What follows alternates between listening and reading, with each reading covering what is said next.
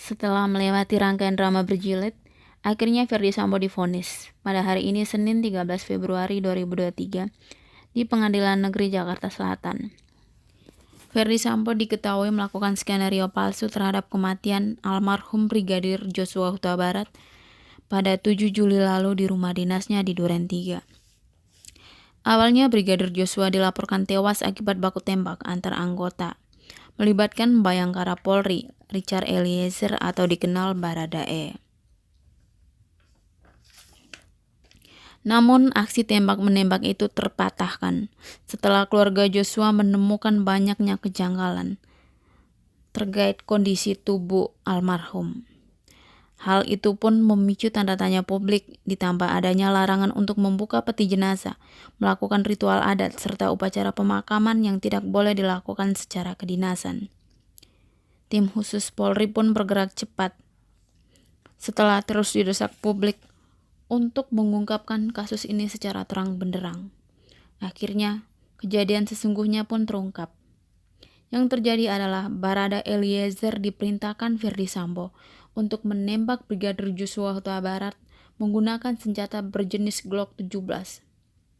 Sementara itu, Ferdy Sambo menggunakan senjata milik Joshua Huta Barat untuk menembak dinding rumah TKP.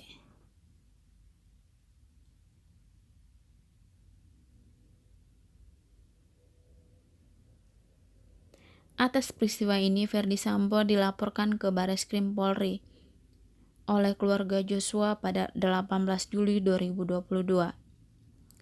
Saat memenuhi panggilan Bareskrim Polri, Ferdy Sambo mengaku bahwa sudah 4 kali diperiksa sebelum dia memberikan keterangan di Polres Metro Jakarta Selatan dan Polda Metro Jaya. Sebelumnya, Ferdy Sambo dikenal setelah menangani sederet kasus besar.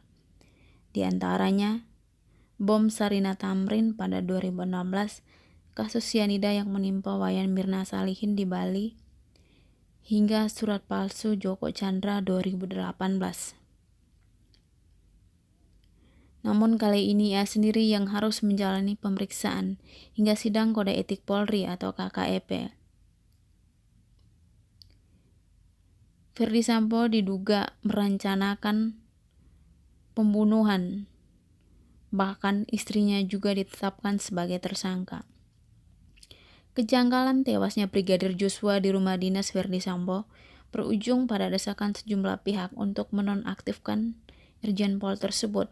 Hingga pada 18 Juli, Kapolri Jenderal Listio Sigit Prabowo akhirnya memutuskan untuk menonaktifkan Irjen Pol Ferdy Sambo dari jabatannya sebagai Divisi Profesi dan Pengamanan Polri atau Kadif Propam Polri dan kemudian dimutasi sebagai Perwira Tinggi Pelayanan Markas Polri. Kapolri juga mencopot Sambo dari jabatan Kadif Propam Polri pada 4 Agustus lalu.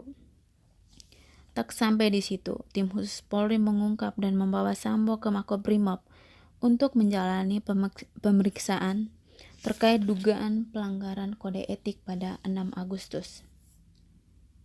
Usai menjalani pemeriksaan di Makobrimob, Kapolri Jenderal Listio Sigit Prabowo mengumumkan penetapan Ferdy Sambo sebagai tersangka pada 9 Agustus 2022.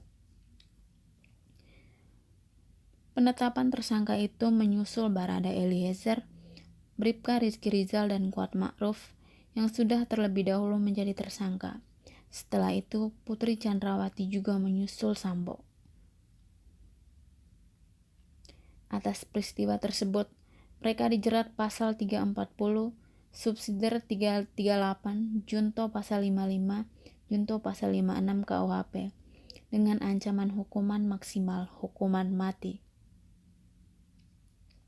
Tepat sehari sebelum sidang kode etik digelar, Kapolri Jenderal Listio Sigit mengatakan bahwa dirinya telah menerima surat pengunduran diri dari Irjen Pol Ferdy Sambo dari Polri. Kendati demikian, ia menjelaskan bahwa surat itu perlu diproses. Dan surat itu akhirnya ditolak. Padahal, hak pengunduran diri tersebut telah diatur dalam pasal 111 ayat 1 dan ayat 2 huruf A dan B Perpol nomor 7 tahun 2022 tentang Kode Etik Profesi dan Komisi Kode Etik Profesi Polri atau KKEP. Polri resmi memecat Verdi Sambo dan institusinya seusai menjalani sidang kode etik pada 25 Agustus 2002 pagi. Sambo terbukti secara sah melakukan pelanggaran kode etik.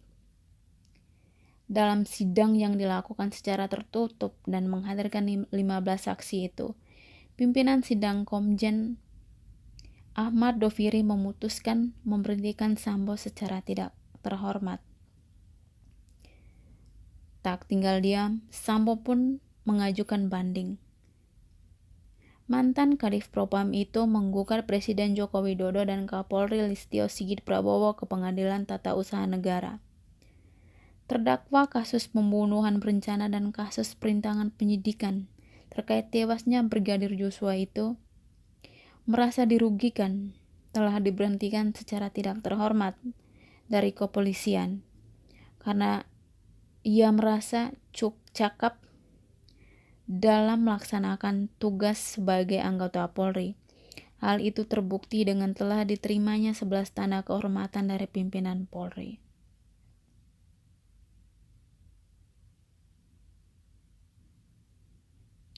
Namun, menurut Komjen Ahmad Doviri, gugatan tersebut merupakan cara Sambo untuk memperoleh jaminan perlindungan serta kepastian hukum. Maka dapat disimpulkan bahwa gugatan ke PT UN sebagai hal yang biasa saja dan merupakan hak konstitusional yang diberikan oleh negara kepada warganya.